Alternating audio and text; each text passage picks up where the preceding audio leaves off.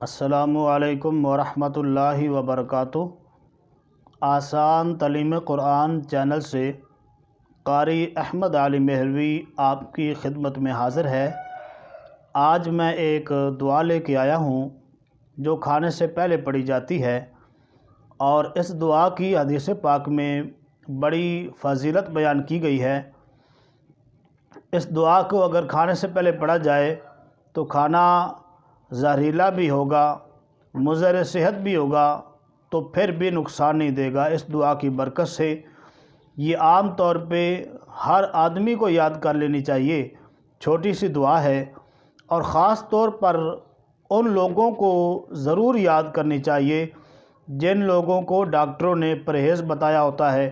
کسی کو میٹھا منع کیا ہوتا ہے، کسی کو بڑا گوشت منع ہوتا ہے، تو وہ گھر میں تو احتیاط کرتے ہیں، پرہیز کرتے ہیں، لیکن جب کہیں جاتے ہیں کسی شادی پر، کسی غمی پر، تو وہاں پہ وہی چیزیں سامنے آ جاتی ہیں، تو وہاں پہ انکار بھی نہیں کر سکتے، وہی چیزیں کھانی پڑتی ہیں، تو پھر اس کا نقصان ہوتا ہے۔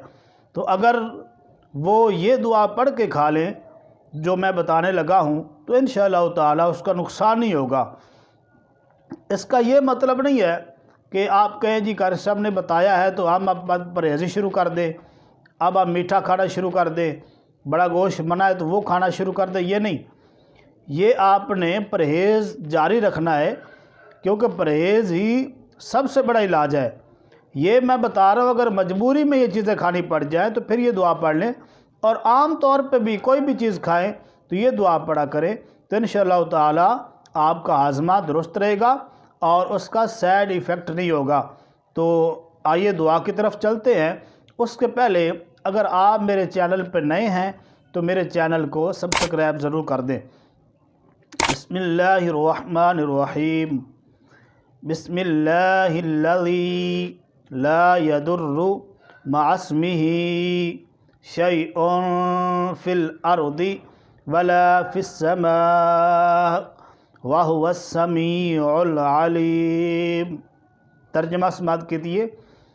اللہ کے نام کے ساتھ شروع، جس کے نام سے آسمانوں اور زمینوں میں کوئی چیز نقصان نہیں پہنچا سکتی، وہی اللہ سننے والا جاننے والا ہے۔ تو یہ دعا یاد کریں اور کھانے سے پہلے پڑھیں۔ آپ کو آج کی میری یہ دعا کیسی لگی آپ مجھے ضرور بتائیے گا۔ نئی ویڈیو کے ساتھ پھر حاضر ہوں گے، تب تک کے لیے قاری احمد علی مہروی کو اجازت دیجیے۔ السلام علیکم ورحمۃ اللہ۔